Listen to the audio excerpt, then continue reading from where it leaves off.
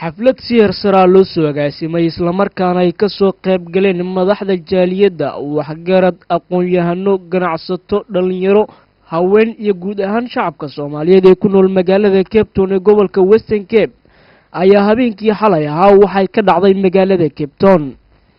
xafladani oo ahayd mid lagu taageerayay degmada Elbacd ee gobolka Shabeellaha Dhexe oo ka mid ahayd degmooyin dhawaan la magacaabay iyo sidoo kale go'aankii maxkamadda sare ee dalku ku xukuntay in lagu daro xubnihii loo diiday baarlamaanka iyo guulaha ciidamada xoogga qaranka Soomaaliyeed ay ka sameynayaan gobolada dalka Soomaaliya gaar ahaan gobolka Shabeellaha Dhexe. waxaana sidoo kale xafladan hambalyo ballaaran loogu jeedinayay gudoomiyaha cusub ee baarlamaanka Soomaaliya Maxamed Sheekh Cusmaan Jawaahir.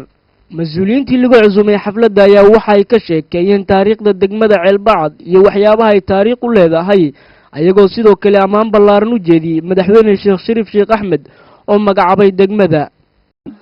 intayna isugu timid halkaan waxaan ku soo dhaweynaynaa go'aankii ka soo baxay maxkamaddii sare isla markaana waxaan taageero u muujinaynaa gudoomiyaha baarlamaanka Maxamed Ismaan Jawaahir.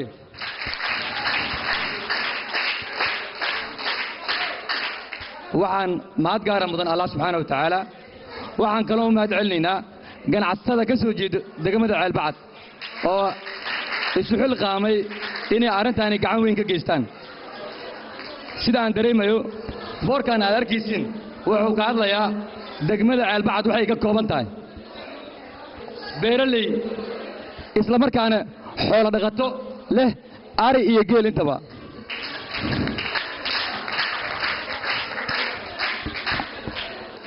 waxaan kaloo mahad celinaynaa madaxweyne Sheekh Shariif oo asaga magacaabay degmadan Elbacd. taariikhda markay ahayd 18 Agoosto uu ku dhawaaqay madaxweyne Sheekh Shariif go'aankii ka soo baxay wasiirka arrimaha gudaha.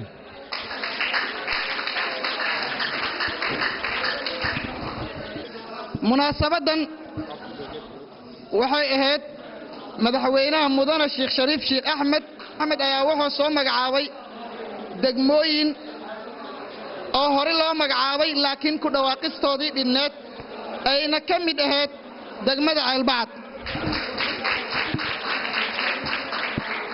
saas awgeed ayaa xafladan ay ku saabsan tahay. waxaa kaloo lagu soo dhaweynayaa nabadda ka soo socota Soomaaliya iyo gudoomiyaha cusub ee baarlamaanka Maxamed Cusmaan Jawaahir. waxaa meeshaan isugu nimid xafladan munaasabada weyne oo waxqabaqaabiyeen dhalinyarada ganacsatada Elbacd. waxaan kaloo meeshaan isugu nimid taageerayaasha Sheekh Shariif.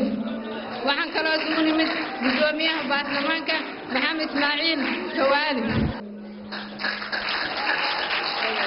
madaxweynaha jamhuuriyadda Soomaaliya Sheekh Shariif Sheekh Axmed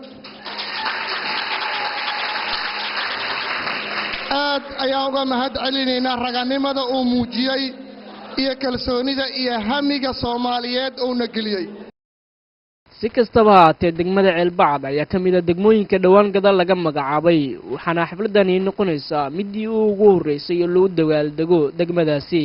Cabdillaahi Qorshe, telefishinka qaranka Soomaaliya, magaalada Cape Town, waddanka South Africa.